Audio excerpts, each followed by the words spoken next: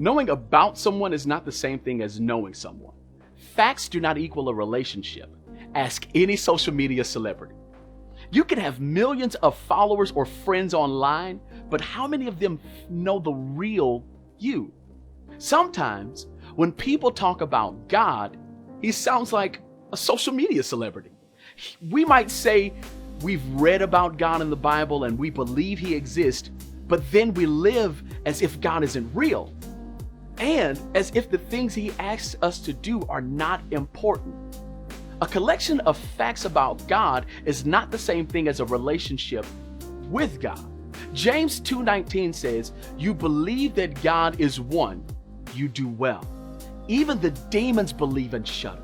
The book of James is considered the wisdom literature of the New Testament. James offers principles of what it means to follow God. One of those principles is that someone's faith in God should impact the way they live.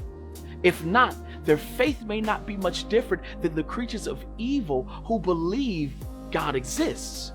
Demons believe in God, but they don't follow him.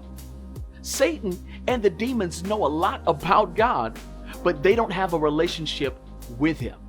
Just like there's a difference between knowing about someone and truly knowing someone, there's a sharp difference between acknowledging God might exist and following him with our lives. So, how do we build a relationship with God? It's easy. Just spend time with him. Prayer is a great place to start, or even just a few moments of silence to think and lean into the goodness of God. Take a few moments right now to sit quietly with God and find confidence in the fact that he is sitting with you.